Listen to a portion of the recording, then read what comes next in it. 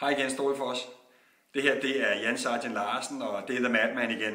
Det kan være, at nogle af jer, der bare lige tager den der, så lige skruer ned og siger, ham skal jeg bare ikke høre på igen. Der kommer lige 2 minutter. 2 minutters genfortælling, en hurtig, meget hurtig resumé af det, vi var sammen om den 3. september som optakt til jeres sommerfest. Det er jo fantastisk at møde en gruppe, der er så veloplagte, som I var. Det er jo heller ikke så svært, når vi ved, at det handler om, at vi lige skal ud på parkeringspladsen og grille lidt bagefter, og så have det sjovt sammen. Men super, du var mødt op, og der var så mange, der var mødt op til den eftermiddag. Hvad var det så, jeg havde på hjertet? Måske et svært spørgsmål. Måske kan det være, at du ikke kan huske andet, at du bare bragede igennem de der brædder. Det kan også godt være, at du huskede, at der var nogen, der kom uden for døren, og da de kom ind for døren igen, så tog vi imod dem, som om, at det var helte. Kan du huske det? Hvad handlede det i virkeligheden om? Det handlede om, at vi hver især, at du har, ligesom teamet har, en aktie og et ansvar i forhold til at skabe en endnu bedre hverdag. En hverdag, som er interessant, fascinerende, spændende. En hverdag med et kæmpestort engagement, som jeg ved, I har. Der hersker en unik kultur i Stålfors, og det kunne jeg tydeligt mærke den pågældende dag. Hvad handlede udfordringerne så om? Jeg gav jer nogle forskellige udfordringer. Nogle af dem kan I jo selvfølgelig huske, hvad enten vi skulle gribe kuglepinden, eller skulle knække pil med halsen, eller hvad det ellers var, I skulle lave. Det handlede om en bestemt ting. Det handlede om jeres mentale styrke, jeres evne til at se muligheder frem for problemer. Det jeg gerne ville med de par timer, vi var sammen der, det var egentlig at sætte fokus på den kultur, de værdier, der skal være til stede, når vi siger ja tak til en ny hverdag, ja tak til forandringer. Og da jeg spørger jer, hvor mange kan godt lide udfordringer? Måske kan du huske det. Så jeg røg hænderne op, da jeg så spurgte, hvor mange af jer vil gerne have en udfordring lige nu. Så var der en del af hænderne, så meget kan jeg da huske, der gik ned. Da jeg så overvejede det, så røg hænderne op igen. Jeg valgte nogen, der gik udenfor. Jeg kan ikke lige huske, hvem det var, jeg valgte, men det ved I selv. Det interessante var, at det synes jeg jo er en god måde at tænke på, at først sige, jamen, hvad er det så for nogle udfordringer, du har, og så bagefter træffe beslutningen, om I der er med på den, eller ikke er med på den. Fuldstændig ligesom mange af de ændringer, som du står overfor i din hverdag.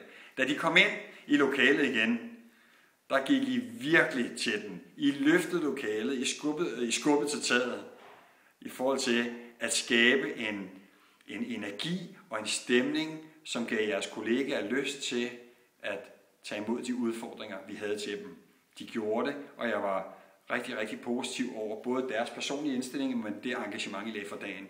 Jeg ved godt, at vi ikke ønsker, og I heller ikke ønsker at lave Stålfors om til en eller anden top- salgskultur, men en ting ved jeg i hvert fald, jeres værdisæt og den måde, I er sammen på, er afgørende for, hvordan I synes, hverdagen den forløber i Stålfors, med et fantastisk arbejdspres og mange nye ændringer og udfordringer.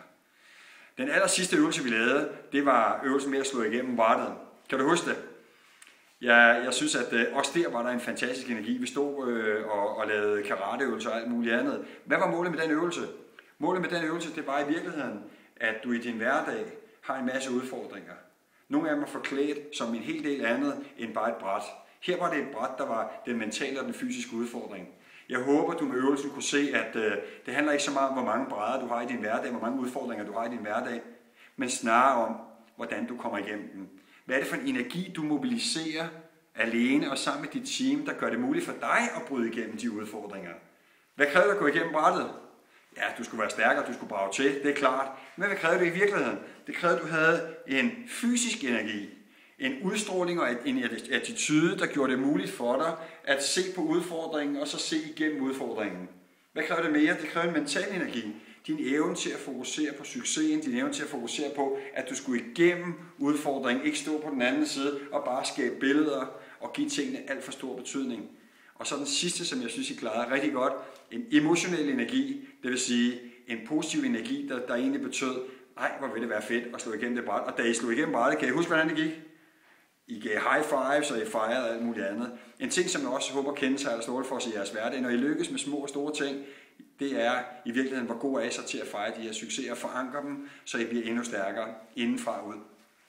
Med disse ord, så vil jeg også bare sige, at vi trækker noget om nogle flyvebilletter, og rent faktisk allerede på søndag, så har jeg nogle ret dristige medarbejdere, 6 styk, der skal op og flyve med mig en tur, og det glæder jeg mig rigtig meget til. Og med disse ord, så vil jeg her fra Madman gerne sige, at tusind tak for nu. Håber vi mødes en anden gang.